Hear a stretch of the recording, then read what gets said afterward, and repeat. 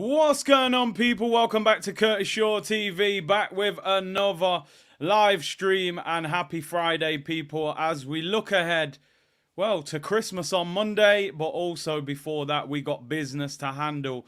Anfield tomorrow, 5:30 kickoff. I will be live from 4:30. Going to be an epic watch-along, whatever happens. And we'll see what this Arsenal team are really made of, people. So, looking forward to that game. It's a real test that you feel we need to overcome if we're going to potentially, win a title. It's a place that we haven't won for a number of years in the Premier League. We should have probably won there last year, and somehow we didn't. And, let's see if we can go one better this time. Big up to everyone locked in. Hope you're well. Holidays are coming. Holidays are coming. You know, when I was younger, man, I used to think there was magic in that Coca-Cola lorry that used to drive around. You realise it's just some student handing out free cans of Coke. But it is what it is, people. Big up to everyone locked in. Hope you're well. Hope you're looking forward to the holidays. Hope everyone's feeling good ahead of the festive period. And some fresh cane rows and a little shape up, for Christmas. Can't be looking rags all the time, But big up to everyone locked in. Thank you for all your support over the year and beyond that. And obviously looking forward to the game tomorrow. Hey, you got to drink that water, and the cocoa butter. Drink that water. Not that tap water, though. Get that good bottled water and that cocoa butter, the skin's still glowing. I can't lie, people. But anyway, big up Henok. Hey, big up man like Whammer. He's coming with the big 10 memberships. Big up yourself, Whammer. Whammer74 has gifted 10 memberships to the community. Absolute legend. And 10 new members in the community. That's what we like to see, people. Big up Whammer. Really appreciate your support on the channel. And big up Snake Eyes. Hope you're well, bro. Thank you very much. He's gifted 5. So there you go. We've got 15 new members in the community. And, we grow stronger and better each and every day. So big up Whammer and big up Snake Eyes. Really appreciate that. And welcome to the 15 of you who will be gifted the memberships. Really appreciate you guys joining in. Hairline's intact, man. I said to Samuel, the baby hairs are hanging on. We're hanging on. When times get tough, I'll just draw. Well, we got 2 options. We either go to Turkey and get the transplant, or I just wear the cap every day. But no, we're hanging on in there, people. But listen, big up the new members, and big up everyone locked in. Make sure you subscribe to the channel if you haven't already as well. Get yourself involved. And hit the like button on the video if you haven't already. Watch along's going to be epic tomorrow as well. It's going to be epic. It's Liverpool at Anfield, man. One thing I want to say before we get into today's stream, I'm going to be honest, just briefly on Liverpool. And I'm not doing a rallying cry here for Arsenal. I'm not doing that. But I really think Arsenal I think a lot of the time, it's psychological when we go to Anfield. We know that last year, was it last year, the year before, Arteta was playing You'll Never Walk Alone in training. Like, come on, bro. I know you're trying to get ahead of the game and be intelligent. Don't do that. Don't do that, right? We need to go there with the feeling that, listen, we're above Liverpool in the league. Liverpool are a very good team. Be respectful. We know that, 5:30 under the lights, their stadium's just improved in capacity. They've opened a new stand. It's going to be an intense game, but we shouldn't fear Liverpool. Let's be real, people. We watched a Manchester United team that, in my opinion, is horrible at the moment, go to Anfield, stink out the place, get a 0-0 draw, and probably had the biggest chance of that game with Rasmus Højlund being one-on-one. Difficult angle, but it was a chance. They went there and just sat back and could have won that game 1-0 and nicked it. We should be going there with chest tomorrow, people. We should be going... Listen, be respectful. Don't be stupid. It's not gun-ho all-out attack. But we should... I don't want to hear no music playing. This ain't Stone Love, right? Don't be playing You'll Never Walk Alone. Play some hardcore music. Stop, drop, shut them down, open up shop. Whoa... That's a Rough Riders rock. I don't want to hear North London Forever. I don't want to hear You'll Never Walk Alone. Lick down everything. Go there and mash up the place. You know how many times we used to go Anfield and it turned into a playground? I've seen Thierry Henry turn that into a playground. Running around Carragher, running around the linesman, Pires bending it top corner. The spirit of Michael Thomas. Play some hardcore music, man. Play some D-Block. You know what I mean? Play some proper music. Listen, I can say all this. We can go there and get turned over. I don't want to get carried away. Like, we're not going to Southampton. But we need to go there and believe we can win. Stop playing You'll Never Walk Alone. Smash that up. We don't want to hear that. Go there, play some hardcore music, and go there with chess. We're top of the league, right? We could have beat them last year. And this Liverpool team, listen, this ain't Salah, Mane and Fabinho when they were absolutely dominant. This is Darwin Núñez, who I've been calling him Darwin Noodles. It's Luis Diaz, who, you know, ain't really pulling up trees. Go there and do something. But anyway, that's my rallying cry. I'm not going to say too much, because if we go there and get turned over, I'm going to look real stupid. But you know what I'm saying? I think you're all there with. Do you know what I mean? Yeah, some Eminem. You got to... Arms are sweaty, knees weak, mom's spaghetti. He's nervous, but on the surface, you know what I mean? Some 8 Mile thing. Stop playing.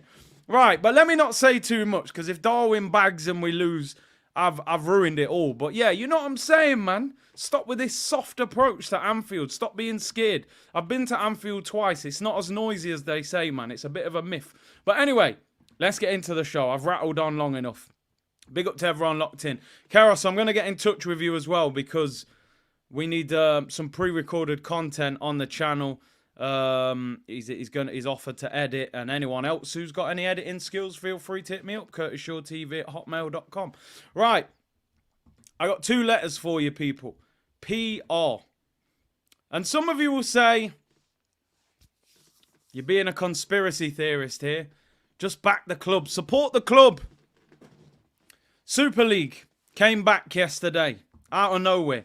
As if it had disappeared. Yeah, right. Oh, the fans protested, so we'll stop it. No, they didn't stop it. They delayed it. So, Arsenal came out the blocks flying. Bam! Get the statement out quick. We want to be one of the first. Arsenal put the statement out. Our position in relation to the European Super League has not changed. We will continue to play in UEFA competitions and continue to work with fellow European clubs and the European Club Association. Yeah, well done. Well done. We will continue to play in UEFA. Okay, fair enough. Well, let me tell you, let me translate this. Some of you say you're being a pessimist. You know, you're a conspiracy theorist. Let me translate this, because every Premier League club that was invited has said this. All right, well done, pat on the back. Let me tell you the reality of this situation. If Madrid, Barcelona, Bayern, Juventus, AC Milan, Porto, whoever... if they set up a Super League, do you think these clubs are going to sit there while they all go off to the promised land collecting 200 million a season is what they're saying they're going to be given? Do you think they're going to sit there and go, oh, let's carry on in the Champions League, you know, playing against Shakhtar Donetsk while they're all in the Super League, 200 million each, Real Madrid against Bayern Munich or... listen, it might not be Bayern Munich, but you know what I'm saying. We all know when it suits them, they will go. That's the reality of the situation. They have to say this. Why do they have to say this? Because when they said yes the first time, they got the backlash. So the last thing they can do now is say, actually, we're going to go again. They're going to say, oh, we don't want nothing to do with it. We support UEFA. All right, great. All right. We know what will happen. That Super League will come back. There's no doubt about it. There's too much money involved. They want to wrestle the monopoly away, especially from English clubs.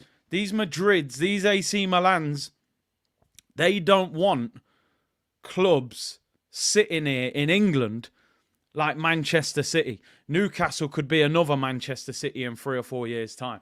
It is what it is. It's interesting. I don't think that Super League is going anywhere fast. It's delayed. It's not cancelled, you know. But anyway, Arsenal did their PR and bigged them up. We'll see what happens in the future. Big up Trixie, man. Really appreciate it, bro. He's gifted 5 Curtis Shaw TV membership. 20 new members today. Legends, each and every one of you, for the memberships to the community. And big up to the new members as well. Big up to you, Trixie. Really appreciate that, bro. And Alfred said, Curtis, if I'm being honest, I'd rather we go to play and lose the game versus sitting back for a draw. They go above 2 points or we go above 4 and 8 on City. Listen, as I said, nobody really goes to Anfield and goes gung-ho. That's not what I'm saying. But sometimes you've got to try and win, and sort of it opens up the possibility of losing. I don't want us to go there and do what Man United did last week, because I don't think that's how we play. I don't think we've got the discipline to just sit there for 90 minutes and sit back. What I'm saying is we are a better team than Man United. We're top of the league. Liverpool are good. They deserve respect. They've got Salah, Szoboszlai, Trent, Van Dijk, Alisson. Quality players. You can't disrespect what they are. But this is not the Liverpool of 2 or 3 years ago when Mane, Firmino and Salah were smoking teams. Robertson and Trent were, rip-roaring up the touchline. They've got weaknesses that can be exposed. They've got no Robertson at left-back. Saka against Tsimikas. I'm expecting him to get cooked. You got Konate at centre-back, who is aggressive. He's good, but a little bit clumsy in my opinion. Trent is elite on the ball. Defensively, we all know he doesn't really want to play right-back. Martinelli's got to expose him. Their midfield individually is good, but collectively it's a very new team. It can be exposed, in my opinion. And the front three, Salah is still a very good goal scorer. Tsimikas and Diaz and Darwin have not been that impressive yet. So we've got to go there with that full-on belief we can beat them. This team's been together for a while now. We should understand what we are. I get it. The argument will be, and the argument that a lot of people are putting out there is, well, you went to Aston Villa, you got beat. You went to Newcastle, you got beat. You went to West Ham in the League Cup and you got beat. And you went to Chelsea and you drew 2-2. We actually haven't beaten any team in the top 10 of the Premier League away from home this season. So that's something we've got to, sort out quickly, because why are the dynamics changing away from home? We were very slow against Chelsea. 2-0 down before we knew what was going on. We started slow against Villa, conceded early. We started slow against West Ham in the League Cup and conceded. And at Newcastle, we barely laid a glove on them. Okay, VAR cost us the defeat, but we didn't do enough to score. So there is a dynamic that isn't quite working away from home that we're going to have to figure out tomorrow. So we're going to talk about that. Master of Disaster says, confirmed McAllister and Jota are out. Gravenberch available. So there you go. No McAllister. So, well, I mean, I'm not sure what their midfield will be. It'll probably be Gravenberch, Szoboszlai, maybe Endo. It's not that good, but what I will say, we're going to have to perform. If we don't play well, they'll punish us. If we play well, I believe we can beat them. Trixie, big up for the super chat. 196 injuries, like 15 games. How we fix? More games. Yeah, exactly. Look how many injuries in the Prem this season. And Whamot, big up to you for the super chat as well, bro. Big up, Big C, legend. Love the Chandapur Windies chat. As an Aussie Arsenal fan, my hero is Shane Warne. Has there been an Arsenal player like Warney? Ultimate talent, personality, charisma, fags and burgers. I mean, listen, I would say, just because you're talking about the lifestyle off the pitch, your Paul Mersons, your Tony Adams, them guys were big characters doing crazy stuff off the pitch. Shane Warne was one of them players as a West Indies fan. And I won't harp on about cricket too much. When I used to watch him bowl, number one, he was unbelievable, but, I used to be scared. That leg spin, he'd put it in the rough and move it across. Shane Warne, proper player. Big up to you, Whammer. Emmanuel said, we win if we are able to control the midfield. That's a great point. I think the midfield is where it could be won and lost. And Pep Teta has gifted 5 Curtis Shaw TV memberships. The less said about the profile picture, the better. The Kai Havertz. But big up yourself, bro. Well, we got 25 new members in the community today. Absolute legends. Whamot, Snake Eyes, Trixie, and Pep Teta for gifting the memberships. Really appreciate it. Big up to you. And let me get into the show. I've been waffling on, Anna, to be fair. But this just the intro, Big up yourself, Pep Teta. Yeah, I will be watching the boxing tomorrow, actually. I don't know what time it is. I know it's in Saudi, so it's usually a bit earlier. But anyway, let's get into the show. I've harped on enough. We spoke Super League. let's look ahead to tomorrow. Let's look ahead. Let's get into waffle settings. Let's get it out of the way. You know, I looked at a bit of the press conference. It is a very long press conference, so strap yourselves in, make yourself a drink, and get yourself ready, people. Mickey Roast, the boss. Co-man music. Big smile on his face. Let's hope he's smiling by 7:30 p.m.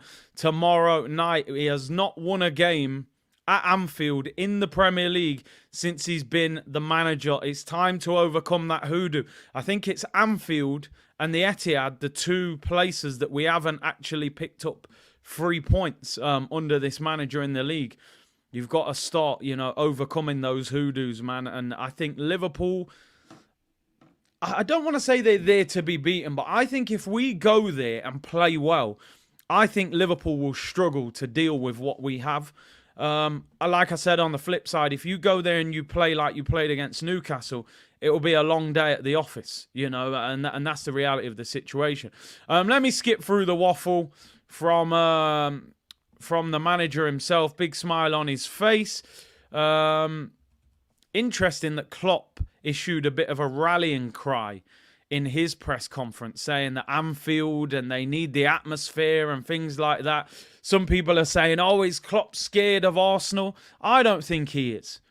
The reality is, why would you be scared of a team that you've never lost to with this manager in charge at home? I don't think Klopp is scared. I think he's cautious.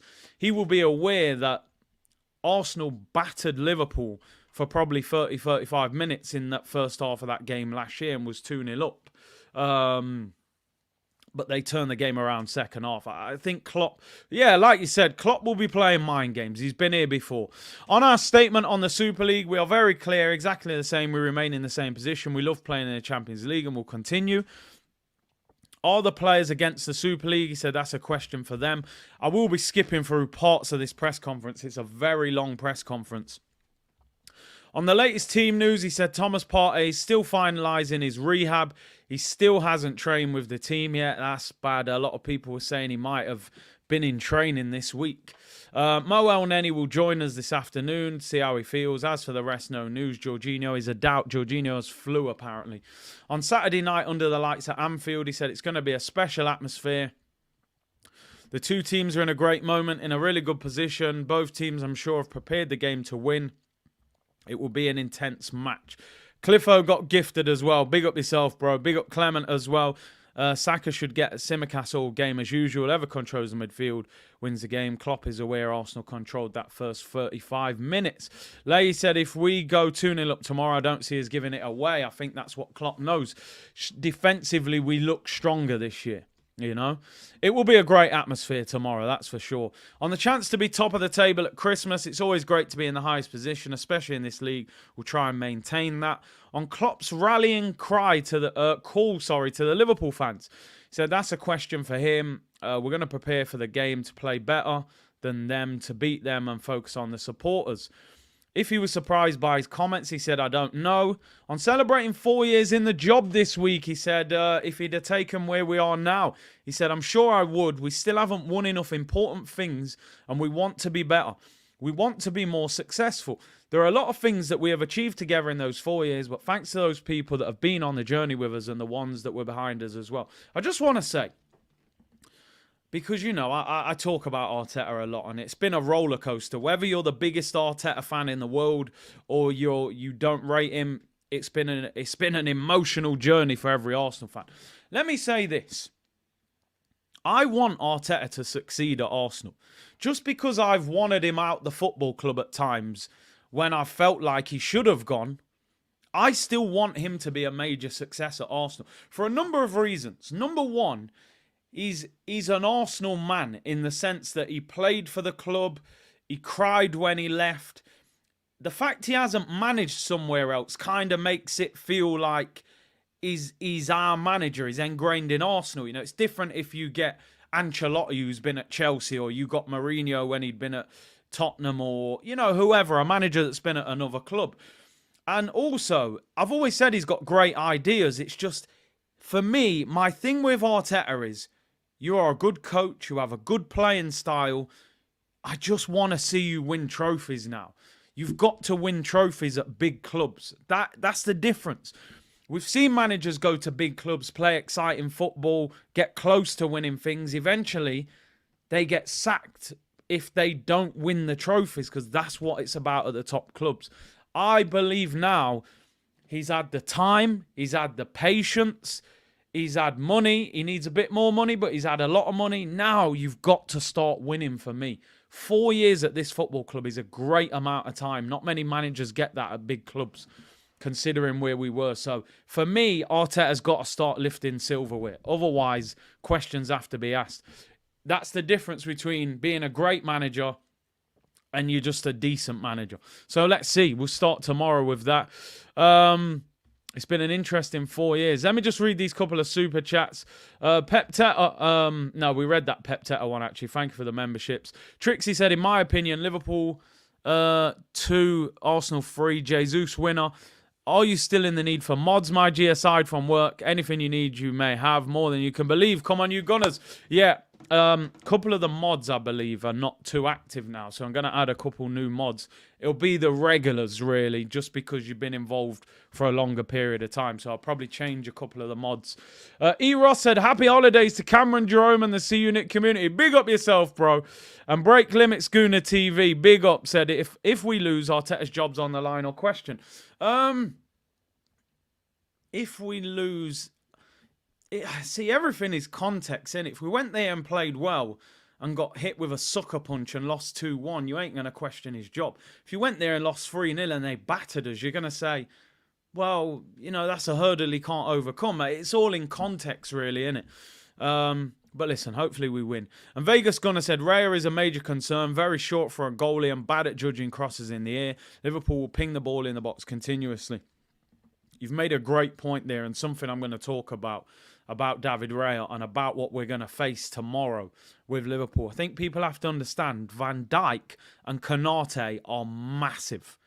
They are big guys, man, and I think Liverpool will target David Raya tomorrow. Big up Curtis Shervino. You better relax, SG. Big up yourself, though, with the super chat, bro. And big up Elliot, who's in the chat as well. I haven't seen his... Here he is, Nyamin waffle, sipping syrup. Time to sub liverbirds over roast served up with that Coman music. Big up yourself. And big up Oz, who's been a member for 33 months. Big up Curtis, took the cousins from Sweden around the Tottenham Stadium for a tour. Security going to kick me out as I told them I'm a gunner.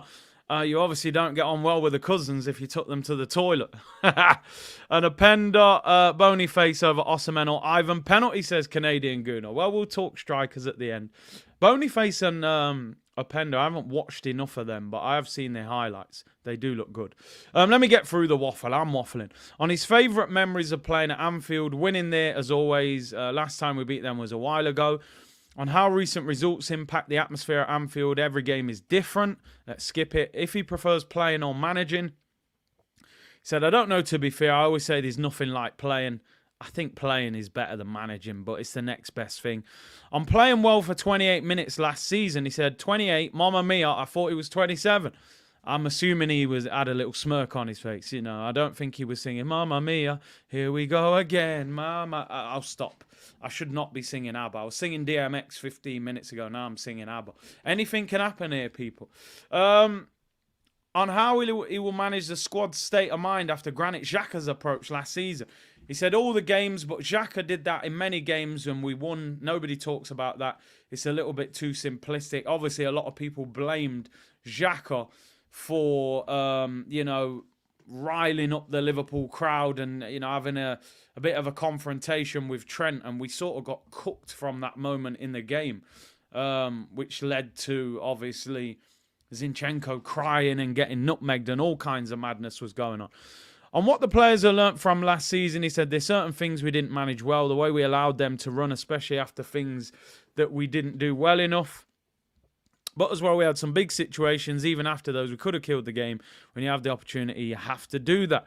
I think, like Leahy says, if we went 2-0 up tomorrow, I think we'd hang on to that lead. I think last year, there was still a naivety that, I don't know, we were wide open. you know, and we let Liverpool back into the game.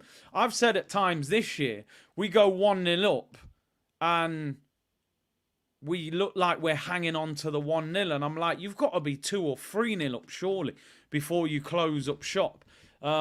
Maybe last year at 2-0 we should have shut up shop, but it is what it is. Let me get through these questions, man. They're so boring. On if the Super League has a future, he said, I don't know. You know, great question. He's not going to say, yeah, it has. We'll be back there in a year. We're just putting this out for PR now. On if it is better to play this fixture now rather than later in the season, he said it's something we cannot pick.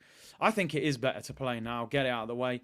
If he has to talk to players about keeping their heads, he said they know. They've experienced it for many years. On if we will have a more attacking plan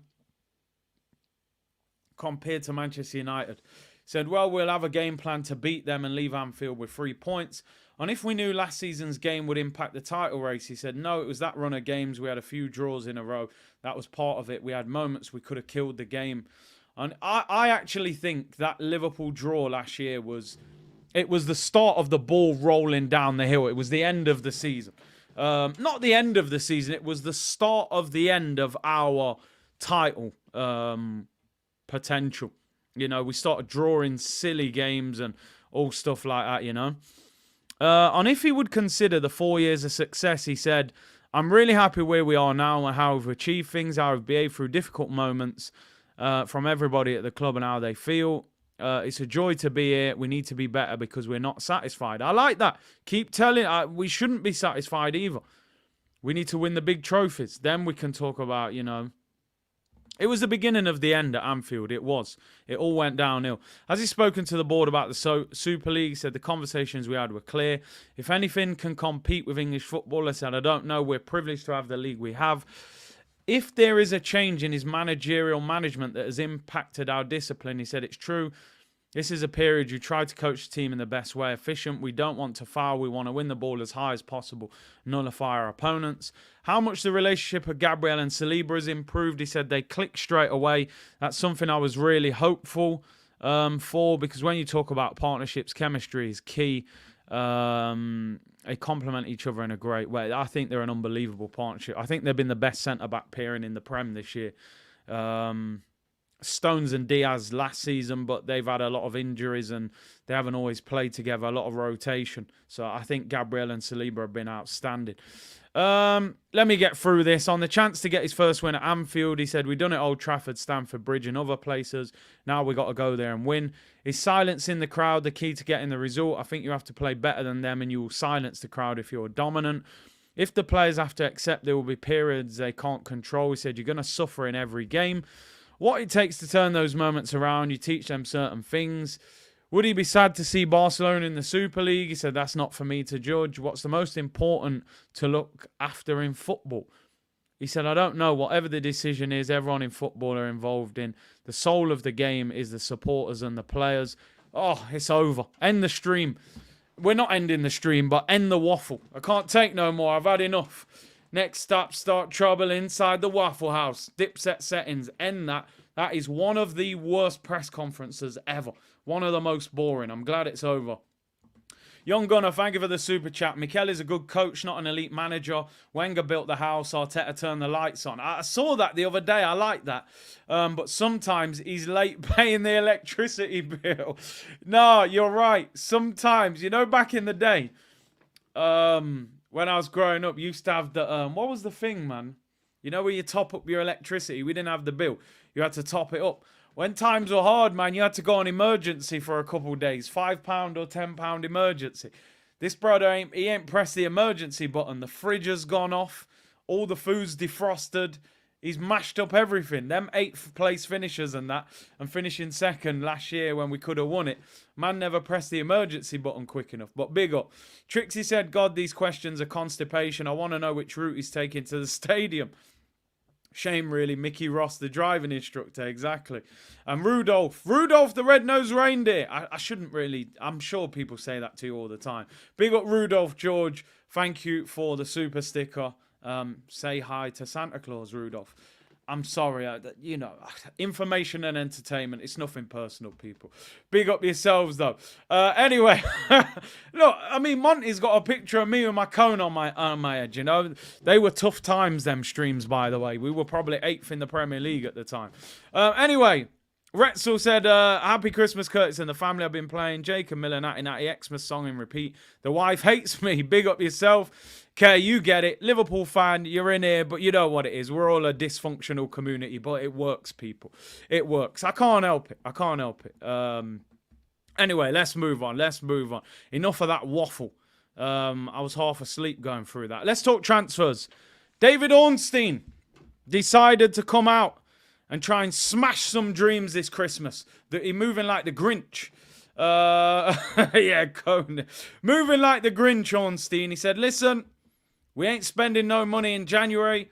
We're going to be tight. We're going to be cheap. He said, listen, you think you're signing Ivan Toney, mate? Forget it. This is what Ornstein said in The Athletic. Arsenal's striker search looks more plausible in the summer. It would take a massive bid to get Brentford to sell Ivan Toney in January. He was quoting 80 million. He said, Osimhen, Sesko and Ferguson are admired at Arsenal, but an arrival is not anticipated at any time soon. I've had this theory for a while, and it's not information from anybody. It's just me sort of putting 2 and 2 together and hoping for the best. I think Arsenal are going to go for Osimhen in the summer. That's what I think personally. I just think it ticks all the boxes. He's young. He can improve. He's got a high ceiling. He will have a lot of value.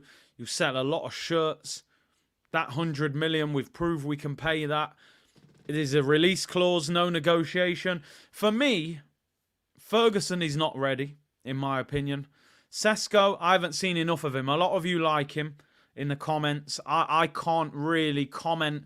I've done more YouTube scouting on him than anything, so I'm not in a position to say how good that Sesko is. And I just think if you was going for Toney, surely you would get him now, although maybe financial fair play. I just think we'll go for Osimhen in the summer. Now, somebody just said there, Osimhen will go to Chelsea, but Chelsea will not be in the Champions League next season. And his agent was saying he wants Champions League football. Now, I know if they offer enough money, that might go out the window. I mean, listen, get me Mbappe, we'd all take Mbappe. But, you know, as you saw in my press conference in America, that question didn't go down too well. I just think Osimhen will be there. He turned down PSG. He turned down Saudi. I think he wants to come to the Prem. But like I said, if Mbappe doesn't go Madrid, maybe Madrid will go for Osimhen. But I think Arsenal will have a look at Osimhen. But there will be a lot of other clubs trying to get him. I'm with you, Cody Mystified. Listen, I'm going to be totally honest. Financial fair play is financial fair play. If we can't afford it, then we can't do it. That's just the stark reality of the situation. That's not Arteta's fault. That's the club's fault for not balancing the books and selling players that have got value. That's what's frustrating. But my thing is this. I'm with Cody Mystified. I said this the other day. I'm tired of hearing about what's going to happen next season. I'm tired of hearing about how much money we're going to spend in the summer, what player we want for next season, the big plans for next year. Why next year? We need a striker right now. We need a striker now, buy a striker now. Okay, you can't afford it, financial fair play. Let's say financial fair play is stopping us buying a striker. You cannot tell me there aren't assets inside that football club that we can sell and raise money. I just want to give you the breakdown, financial fair play. When you sell, what that player goes for goes on your books for that season. When you buy, what goes on your books is just what you pay for that player in that particular tax year. So just to give you an example, if you sell a player for 50 million, on that tax year, that will go in as 50 million that you've earned. But you could buy a player for 50 million, but if you only pay 10 million up front for that year, and maybe 10 million for the next other 4 years, it only goes down as 10 million. So Arsenal, in theory, would only really need to sell a player for 30, 40 million. And you could go and buy Ivan Toney for 70, 80 million. or an Osimhen or somebody like that. Because if you can get 40 million in and you only pay maybe 40 million in an upfront payment, you could go and spend 100 million on a player and spread it over 3 or 4 years. I think this is ridiculous. I'm going to be honest. And some people say, what do you want the club to do? Get moving and shaking. How are Chelsea selling players left, right and centre making money? And that's why they've spent $1 billion. Because people say, oh, Chelsea spent $1 billion. But Chelsea sold players for about 400-500 million. Havertz for 65, Mount for 55, Mendy for 20, Koulibaly for 70. Koulibaly's about 32, 33. He looked washed in the Premier League. He was on massive wages. They got 17 million quid for him. Yet you're telling me we can't get, 30 million for Eddie Nketiah or 24 in the England squad? If you don't want Ramsdale as number one, sell Aaron Ramsdale.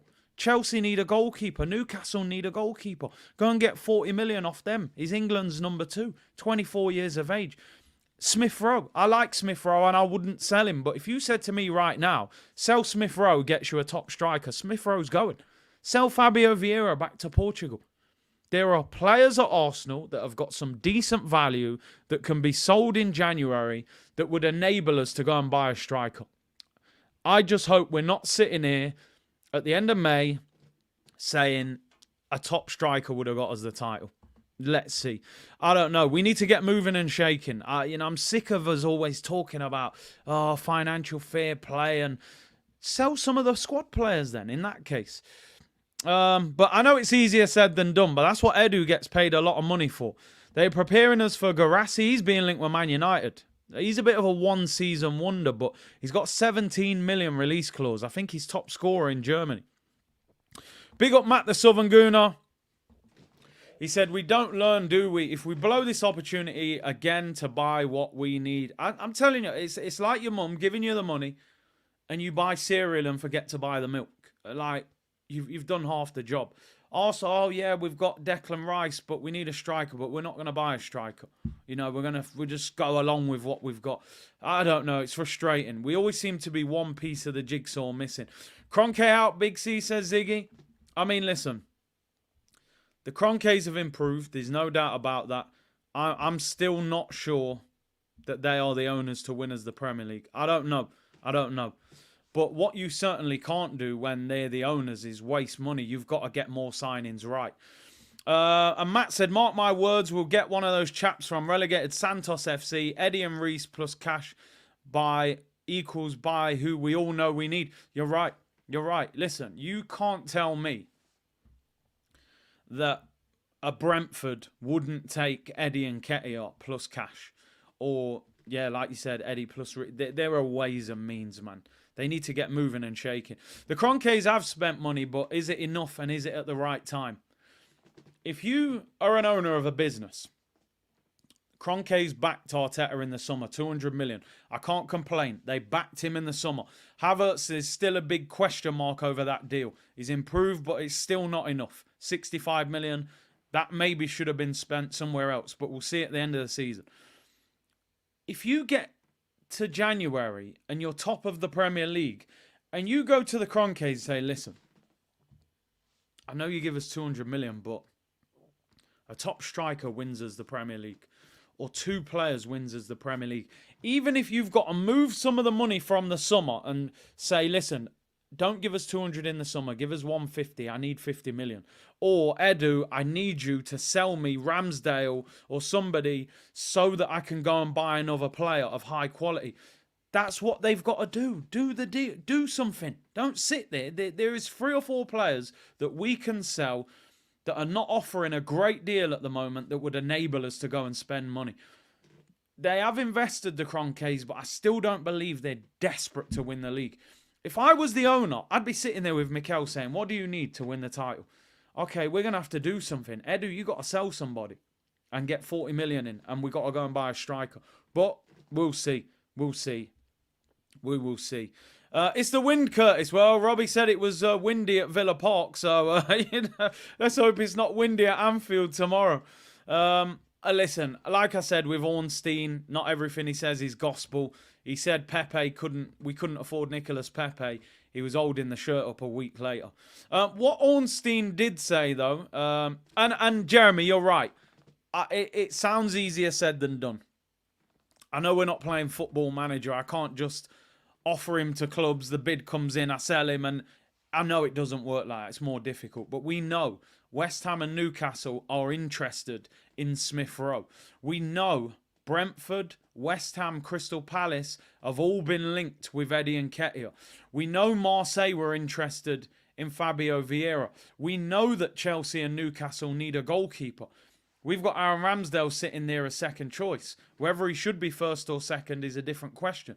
But if you don't need him, sell him. You know, at the end, and play David Raya then, if that's the case, and get me a proper player in. Anyway, Ornstein's second part, and I don't believe this part really either, but Ornstein's saying Arsenal explored a potential deal for Zubimendi a year ago. I mean, we agree with that. Interest in the Spaniard remains strong. Several factors would have to combine for a move to happen. So Arsenal are targeting Zubimendi in January. Now, a lot of what they've been saying is Arsenal could potentially buy one player. But it looks as if they're looking at a midfielder rather than a striker. So to get a striker, we would have to sell. To me, buy a midfielder with the little bit of money you've got. Sell one or two players, buy a striker. It's not rocket science, is it? It can't be that difficult. I've seen other clubs get rid of 2 or 3 players in January and make money. Eddie, ESR and Ramsdale off an English quota. That's it. Do you know what? I actually don't know how many English players we've got in the squad. But English players have value. All those 3 players are under 25. They've all been capped by England. They all play for Arsenal. They should be 40 million just on English tax. I don't see this happening. I don't see Zubimendi happening. I've said this many times. I mean, listen. He has a release clause. So we know that Sociedad are not the problem. 53 million release clause is done straight away. Zubimendi said already, publicly, he does not want to leave Sociedad mid-season. They won their Champions League group. They're having a half-decent season, I believe, in La Liga. And he doesn't want to leave. I don't know how much more you want to tell him. Well, they're 6th at the moment. They're only 4 points behind Atletico, who are 4th. And they're in the next round of the Champions League. They've got PSG. Zubimendi ain't leaving. He ain't leaving. The only way you get him out is if you blow his contract up to pieces. And what I mean by that is you go to him and just offer him a wage that, you know, gets him trembling. Zubimendi wage, he signed a new deal. What is his new contract? He was on peanuts before. His previous contract, it says, was £35,000 a week. He's now on £50,000 a week, which for Arsenal, man like El Nenny's getting 50 grand a week. If you want him, you go to him, you say, oh, just hold 100 bags a week. Just hold it. I agree with you, Khalid. He strikes me as one of these players that he don't look like he wants to come to the Prem. I've never heard any real positive conversation that he wants to come to England. I've heard him linked with Barcelona. Look, he's a good player. Does he want to come? The only thing I would say is Arsenal went for him last year. If they're still in for him a year later, they must have had some encouragement from him to say, I will come when the time's right to Arsenal. Yeah, like you said, 120. Ben White's on 120. Give him 120. I'm sure an extra 70 grand a week in his pocket will make him think about it. But I don't know. Watched him a few times. Looks very, very good on the ball. He is a bit small. And I always say to be a small centre mid in the Premier League, you've got to be exceptional. I'm talking about central midfield double pivot, maybe not the attacking role. If you're small, you've got to either be a Cazorla where you're incredible on the ball, or you've got to be like an N'Golo Kante where you can hunt down anything.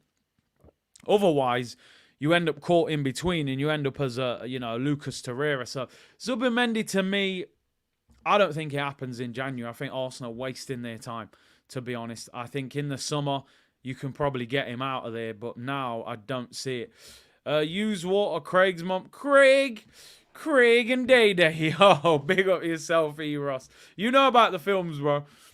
Snake Eye said, Big C, we know if it makes sense, Arsenal won't do it. We are always one player short. To win, we have to be aggressive. get Tony, and we win the Prem. And I think it was it Mark or LSU? I forget. One of you said a few minutes ago, is Ivan Toney elite? And I've said this before. I don't think Ivan Toney is elite. I don't think he is elite. But I think the qualities he's got, we desperately lack. He's physical. He can hold the ball up. He scores headers. He's aggressive. He's a bully. And he knows where the back of the net is. I know people say, yeah, but he scored 7 penalties. But he scored 20 league goals. If you score 20 league goals in the Prem, that's the benchmark for any. Ask any top striker, 20 goals. That's where you live and breathe. Gabriel Jesus never scored 20 goals in the Prem. Lacazette never scored 20. Only top strikers tend to get 20. Look at the last strikers that have hit those numbers. 20 plus, you'll see Salah, Kane, Aubameyang, Haaland. You know, Mane, I think, got there 1 year. It's very few players get into that category nowadays. Tony did it at Brentford. We create more than them. We're a better team. Imagine him having Odegaard feeding him and, you know, Jesus and Saka and Martinelli around it. I think he could. So, is he elite? Probably not, but you don't need to be elite. He just needs to hit the back of the net and be aggressive. Wama said, why do you think the Kroenkes went all out to win in the US but have not done it in the Prem with Arsenal? I just don't think they care the same way. Number one, they're probably fans of the sports.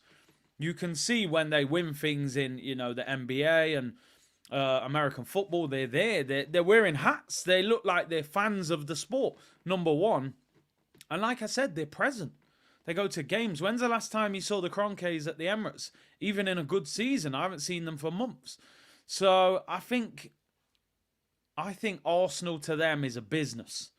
Let's buy a football club in England. There's big money, big sponsorships. Plus, it's amazing collateral if you need to borrow money to go and build a new stadium in LA, like the SoFi Stadium, which I went to. So it works. It ticks a lot of boxes. Plus, the value goes up. What they paid for it, if they sold it now, you probably make $1 billion profit. So it's a brilliant investment for them. Trixie said, let's face it, we will loan half our team out. Just for your information, Zubimendi doesn't want to leave. I'm confused. He's happy. We're moving like desperation. It's crazy. It is crazy that we're being linked with Zubimendi when he's saying publicly he doesn't want to do anything until the summer. So I don't get it. Stop blaming the Kroenkes, blame Edu. But who hires Edu? Who pays his wages? Who gave him the contract? Ultimately, if a manager signs a bad player, they blame him for it. If the owner hires somebody who isn't good enough at his job, it's the Kroenkes' fault. It's the Kroenkes' fault. If you own a business and you hire somebody and they're not good at their job, that's your fault. Because you've stuck with them for a long time. Is the SoFi Stadium epic? It's amazing. Absolutely incredible. The only thing I didn't like about it was the pitch was quite poor, but I think obviously they play American football and stuff on there. Highbury's local badger said, Zubimendi is quality, brother. I watch La Liga. He controls games, but he lacks goals. For me, that's no problem because Cazorla didn't score that many goals when he went into that deep line creative role. Elliot said, we take Tony. There's no Osimhen. And I get you. I get you. And that might be what Arsenal are thinking, which as a fan is disappointing, but they might be saying, listen, Mikel, if you go and spend 70, 80 million on Ivan Toney now, that's your striker.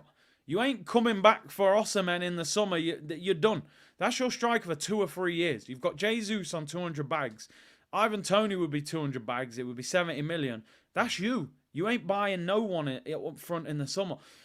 So maybe Arteta's saying, listen, this ain't the striker that I really want. I want Osimhen or I want somebody else. So you make a great point there. Anyway, let's look ahead. Let's look ahead. Could Osimhen be the smokescreen? I hope not. Let's look ahead to tomorrow. We play Liverpool. It's a huge game. How do we beat them? Let's break it down. Let's pick the team. Let's sort this mess out. The team I would go for and what you would go for and also what Arteta's going to pick. I'm going to be honest. Sitting here right now, I think the whole team picks itself. I think every single player picks itself. I don't think there's any discussion over any position in the team. I think the Arsenal team picks itself. Unless he tries to be clever and throw Klopp a curveball, I don't think anything... There's no discussion to be had. Centre-backs, Saliba, Gabriel. They're going to be huge. Goalkeeper will be David Raya. Ben White will be at right back. Zinchenko. I'm typing this slowly because I'm having visions of him in tears at Anfield and getting nutmegged by Trent. This guy needs a performance tomorrow because I'm telling you now, I started this show talking about how we can cause problems to Liverpool and how we can, expose their weaknesses. Mo Salah will be going to bed tonight thinking this left back is getting ripped to pieces tomorrow. And that's, I don't like to be negative towards one of our own players, but we need a serious performance from this guy or we're in trouble. Even Ben White's got to be on it, man, because Ben White has not been playing well. And, I said at the start of the show, I don't think Diaz has played that well for Liverpool, but Ben White's been very casual defensively the last few weeks. Like you said there, if you get Salah against Zinni and then Trent starts joining in, that side's going to be a problem. Martinelli is going to have to get back and help him. I'm telling you now. LSU said, don't laugh. Havertz at 9, Jesus at 8. I mean, they're basically moving into those positions, so I'm actually not going to laugh at you. But I think he will start them in their same role. But a lot of the time, we end up like that. Declan Rice in midfield. He's been huge. He needs to be big tomorrow. Szoboszlai is a good player. Very good player. A player we were linked with heavily, actually, a couple of years ago. And Decker's going to have to play well. Declan Rice is playing well every week. He's not the problem. I'm not saying these two are the problem, but they need to perform. Let's get one thing right. Havertz is improved. Most improved player. I always said at football presentations, you don't want to win most improved player. That kind of meant you was rubbish and now you're all right. You didn't want to win that. You wanted to win player's player or manager's player. That meant you was a proper baller. No disrespect to anyone who ever won most improved player, but I'm just being honest. Havertz has improved, but we still need more, and we still need it in big games. You go and score tomorrow, we'll start saying, yeah, you're really contributing. Now he is normal. Kevin Campbell can do that now. Havertz is playing normal. Before, he was in the sewers with the Ninja Turtles and Master Splinter. He was that low. You know what I mean? I'm telling you now, he was with Donatello, Raphael, and Leonardo in the sewers with Master Splinter. It was crazy. But now, yeah, he's normal. He's on ground level now. Martin Odegaard, let's keep it real. He really celebrated Halloween in a big way. He turned into Casper the Ghost, and we didn't see him for 6 weeks. He's arrived now. This is the type of game that typically I would be like, Odegaard, this ain't for him, right? But that Liverpool midfield, to me, as I said, is not the same. It used to be a man like Fabinho would just be like, yo, relax yourself, little man. I'm too big and strong. You ain't going nowhere. But to me, Gravenberch, Endo, Szoboszlai, not the most physical, not the most... They're not going to go around clattering you in the tackle. They're very talented players, especially Szoboszlai and Gravenberch. But Odegaard needs to turn up. Odegaard, to me, is the key to the game tomorrow, in my opinion. It's got everything goes through him in our team. If he's at it, he can split you apart. If he's not, we've got a major problem because you don't get creativity from Havertz. He's not really that kind of player. Declan Rice is defending. Zinni can create a little bit. Ben White hasn't been overlapping as much. I mean, big up Marcel as well. Big Liverpool fan. He's in the chat. He said Szoboszlai, screamer loading. And Szoboszlai's a baller. You can see it, man. He can shoot. He hits that ball, that knuckle ball. He's a very good player. I would have took him at Arsenal. I like him. And he is going to be a concern for us. But Odegaard is the key for Arsenal tomorrow. Trust me, he's going to be serious. The front three picks itself. And I've got no doubt this will be the Arsenal team. I don't see any other team that he would go for. I mean, he could play Trossard, but I just don't think he will. I don't know if you've seen Saka's dyed his hair blonde. Not that it makes a difference, but, you know, he's got a slightly new look.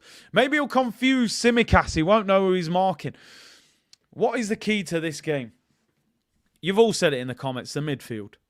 It's the midfield. They've got a new look midfield, Liverpool. Very energetic. Man are calling him Sackford. Bakayo Sackford. It's going to be the midfield. Our midfield's been inconsistent this season in that, not Declan Rice. Declan Rice been player of the season for us, probably along with the two centre-backs. But Havertz, we haven't seen him really do it yet in a big away game. He played quite well at Villa, quite well at Newcastle. And obviously he scored at Brentford. But we want a performance from him in a big game, score a big goal, have a big moment. That's what we're looking for. Odegaard, we're just like, listen, we all know you've got the talent. You're a baller. That pass he played to Saka last week is one of the best passes I've seen in the Premier League this season. But it's these games where it gets difficult and you're against a top team where sometimes you don't get enough from him and he needs to perform. This is where you've got to be the captain.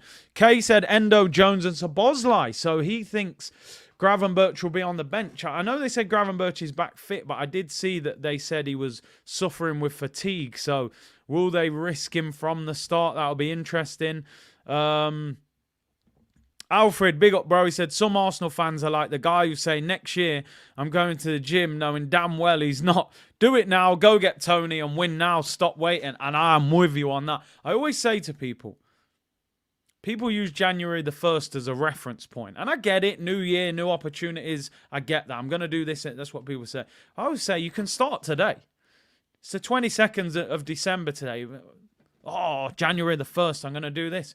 Why don't you start today? Why wait till the 1st of January? Don't let the day, the time, and the month dictate. You can make a change now. I know I'm going all a little bit inspirational here, people. We ain't got to wait till the 1st of January. Start today. Start in the next hour. But anyway, yeah, you're right. Arsenal, it's always next year. Ziggy said, Big C, Saka, new trim, you feeling it? It always goes with the performance. I'm not really interested in the hairstyle of any Arsenal player if they play properly. But the thing is, if they're playing rubbish all of a sudden, you start going, why the hell did you get your hair blonde and now you're playing rubbish? We've all seen Rashford over the last 12 months. He went from 30 goals in all competition to about 2 goals in all competition. So it hasn't helped him. But let's hope it helps Saka improve him further. Where can we get at Liverpool? As I keep saying, we're looking at the weaknesses. Gabriel Martinelli. I am such a big fan of Martinelli, right? You've heard Jurgen Klopp. He said he's generational. He probably would love to have him on that left wing. I actually think Martinelli would... I hate to say this. He would probably suit Liverpool more than he suits us. And I say that because I think Martinelli is crying out for a fullback to run on the overlap, to give him more time and space. And when Robertson's fit at Liverpool, he's brilliant at that. Zinchenko steps into midfield. Martinelli doesn't have an overlap, which makes it difficult. Martinelli has been giving me a headache over the last few weeks because I'm such a big fan of him. But the end product at times has not been good enough. He's the kind of winger who gets past the fullback, then overhits the cross or hits it straight at the first defender. He needs to cook Trent tomorrow. Trent is such a 50-50 kind of player. If you allow Trent to get forward, start getting on the ball, he can pull this game away from us. As a football fan, I'm a massive fan of Trent Alexander-Arnold. I actually think Trent is generational. And not a lot of people, not everybody agrees with that because people look at the deficiencies in his game. I look at the qualities in his game. There aren't many right backs in the world that can dictate a game. Usually a centre midfielder has to do that. Trent can boss a game from right back. That's a unique quality. But what you need to do with Trent is put him on the back foot, force him backwards and make him defend. If he has to defend time and time again, I think he can switch off and lose enthusiasm. Trent looks to me like a frustrated centre midfielder playing at right back. What you've got to make Trent do is keep defending and keep defending and keep defending because he doesn't want to do that. He wants to push you back and start getting forward. And when he starts doing that, you're in big trouble. Because as I said, if Trent gets forward and Zinchenko's inverting and Salah's running at Zinni and Trent's getting space, we will be in problems.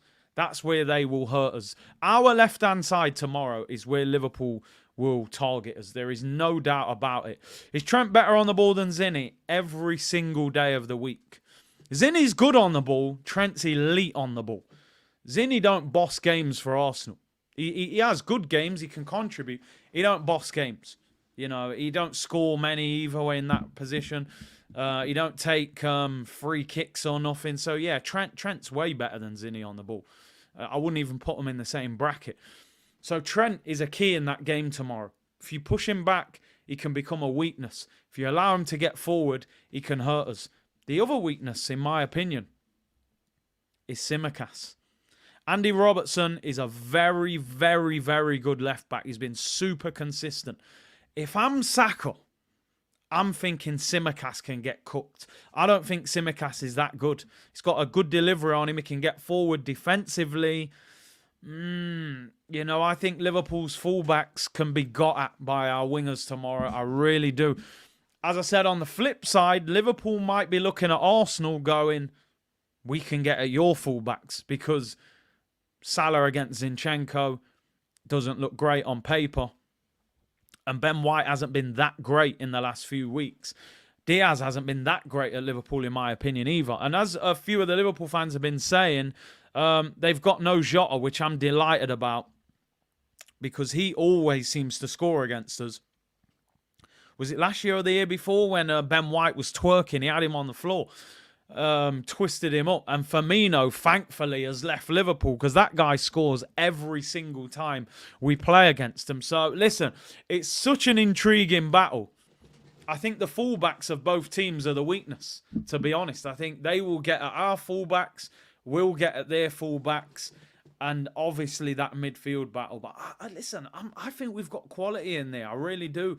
Declan Rice, that triangle of the two centre-backs and Rice in front, that is our protection. And you look at the game last week, Liverpool dominated the game, but Man United had good chances to score in that game. And I think on the counter-attack, we can hurt them. I think Liverpool will have more of the ball than us. It's Anfield. It's, you know, they'll come out firing. It's a big game. Let's just have a look at the top of the league. Is Partey back? No, he's not. He's not even training on the pitch yet. The Bermuda Triangle, man. Big up my bro Akeem in the chat. Hope you're well, bro. Yeah, you know what they say. You don't want to go in that Bermuda Triangle, man. Anything can happen. You go in there, Gabriel might kick you, man. Saliba might just take it off you. Declan Rice, you know, we got proper players in there. I'm going to be honest. I think tomorrow is the biggest game of the season. I think it's the biggest game of the season. And because even though Man City are the best team and the treble winners, I really believed that we could beat Manchester City at home. Because we've seen that result's been coming for the last couple of years, where it's like we should have won before against Man City, but silly mistakes, missed chances and stuff like that. Big up Gunter, man. He said, you man are getting that West Ham treatment. Relax, man. They didn't even look interested in that game the other night. What was the point in West Ham? They haven't won a trophy, domestically anyway, for years. You're in a quarter-final at Liverpool. You put a weak team out and get smashed and then bring on some of your better players when you're getting battered. It's pointless. Would you take a draw? I'm rejecting it. I'm rejecting it, Afan. And I got to be honest, a draw's not a bad result for Arsenal. It's a better result for Arsenal than Liverpool. But I just think we've got to overcome it. We've got to beat them. And again, everything's context. You're 2-0 down, you come back and draw 2-2. It's a great draw. We saw last year 2-0 up, drawing 2-2 felt like a loss. Time to beat them. Time to beat. You want to win the league, you've got to overcome these factors. We used to beat Liverpool at Anfield. We used to go Man City and roll Man City. You want to win the league, you've got to beat these teams. Let's have a look at the table, just to put into context how big a game this is. Now, the interesting thing is, people, the table will not look like this tomorrow night because Aston Villa play Sheffield United at Villa Park tonight. And I think most of you would think Aston Villa will beat Sheffield United. Not only beat them, I think they'll beat them heavily. And Unai Emery will probably be top of the Premier League by this evening. First of all, you got to give Unai credit, man. They are doing incredible things over there at Villa, man. He took over a team that was in a relegation battle 12 months ago. He's now going to be probably top of the Premier League by 10 o'clock tonight. Also, if they score 3 goals, they'll be joint top goal scorers. 4 goals, and they'll be top scorers. So not only are they top, they are banging goals in. They've beat Man City and they've beat Arsenal. They are serious. I keep saying it. Villa are in the title race. Until they drop out of it, they're in it.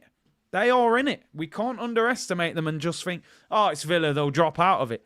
You know, stranger things have happened. We saw what happened with Leicester. I'm not saying that will happen with Villa, but I think Villa will stay in and around it, and they're playing good football. So we need to win tomorrow. We need to win. If we lose, we're down to 3rd. And all of a sudden, Man City are then 5 points behind us with a game in hand, and there's a lot of traffic there. So we need to win. We need to win. It's a big game. Liverpool and Arsenal have got almost equal record in terms of goals scored and conceded. Both conceded 15 goals. Both got the joint best defence in the Premier League, and they've scored 36. We've scored 35. We've won 1 more game than them, drawn 2 more. So, listen, it's level pegging. It's all there. It should be a great game, and I'm looking forward to it. I'm putting it out there. I'm going for a 2-1 win for Arsenal. I'm going for a 2-1 win to Arsenal. I think it's time. I'm feeding it out to the universe. I think we've got a good team out there. You've got Trossard, Smith Rowe, players that could come off the bench and affect the game. I think if we can nullify their attack, and Martinelli usually causes Trent problems. And I think Saka will cause Tsimikas a lot of problems as well. Got that protection of Declan Rice now. It'll be a harder game than last year, because when we were 2-0 up last year, Liverpool were quite poor at the time last year. They're actually playing pretty well this year. You know, they've only lost 1 out of 17. So they're certainly no mugs, that's for sure. But I'm going for 2-1. Most of you are going for Arsenal win, which is Emery back at all. I think Emery's at the right club for him. Kay's going for 3-1 to Liverpool, fair enough. Zach said, I have that feeling. And I do. And I know we always sort of talk ourselves into believing our team's going to win. But when we played Man City at home, I genuinely believed we were going to beat them. People were saying, would you take a draw? I said, no, we're going to beat them. And maybe it was because Rodri wasn't playing and De Bruyne, and we felt like they were there to be got at. Just something tells me Liverpool can be got at. Hendon Guna's going for Liverpool. Pui's going for Liverpool. Kabir's going 3-2 Arsenal. Big up Kabir, by the way, always puts the timestamps in after the game. Big up to you, bro. Always appreciated. My mind says 2-2. My heart says 3. My mind's telling me no, but my body. Do you know what? Actually, now I'm thinking about it. Should I really be singing that song when I think about who the singer is? But, you know, well, I don't know. Information and entertainment. We're shameless with it. My body's telling me, yeah, I don't want to draw nobody. We're going for 3 points. I don't see nothing wrong. No, let me stop. I better stop. It's crazy. You know, there was girls chained up in the dungeon. I bet it was way too much. Anyway, let me finish on that note, people, before they cancel me. 2,200 of you in the chat. Really appreciate your support as always. Tomorrow, 5:30 kickoff. I'll be live at 4:30. 1 hour build up, massive game. And listen, man, I don't think it will be a draw. I think we either go there and cook and get the better of them, or Anfield and Liverpool go crazy and they do us. It's one or the other. I don't see any middle ground. I don't see any draw. I think it's win or lose. Simple as that. Could it be Kai Havertz's time to really stamp himself in the minds of Arsenal fans with a winning goal?